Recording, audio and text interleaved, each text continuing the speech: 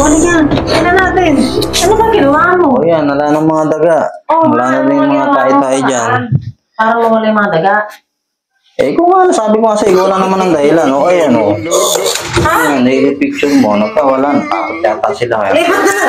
Ano ginawa mo kung panakot? Sabi ko takutin mo, ba't ginawa mo kung moto? Oy. Oy. Abay, yung pinagagawa ko pala sa'yo isang araw pa. Ano ba yun? Abay, yung pang-trap sa taga. Namumuisit yung mga taga dyan, oh. Gabi-gabi na lang eh. Nagtatakuhan dyan, naninira ng mga damit. Oh no! Tumatay pa dun sa kwarto, ang baho-baho.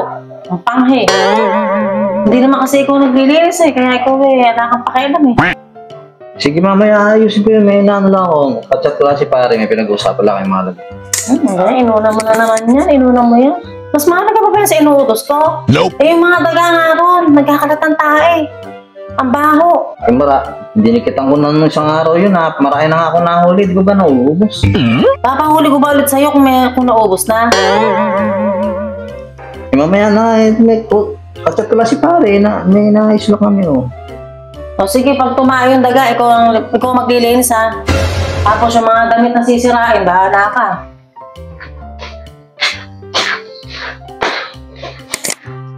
One eternity later. Oh, gabi-gabi nakagising ka pa. Eh, ikaw saan ka galing?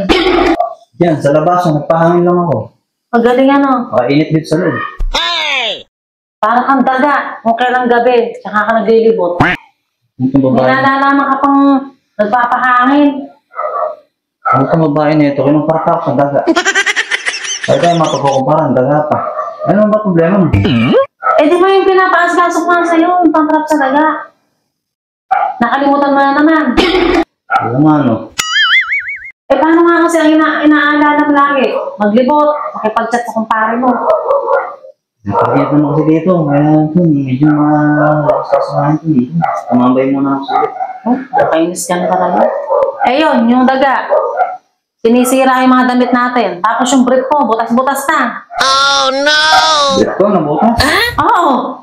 Eh ayaw mong tuloyin yung mga daga.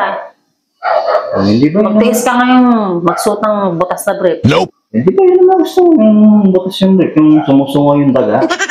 Di ba gusto mo nakakita yung daga sumusungo? Lumari ka pa eh. Baka nga binutas mo lang yun, baka naman hindi talaga daga bumutas nun eh. Di ba baka natutulog tayo, sabi mo, inisipat-sipat mo yung daga. Ang gusto mo nga, nakita mo sa may gilid eh. Ay ano, gusto mo okay na sa'yo, gano'n, butas-butas sa brief mo. Nakakatuwa. Nakakatuwa yung sinasabi mo. Eh, ikaw tatanungin ko, di ka ba natutuwa pag nakikita mo yung butas yung brief ko? Baala ka. O sige na, okay na magalit. Ayusin ko na. Ano ba gagawin? Yung truck ba doon, yung mga dumidikit, lagi ko ba ulit doon?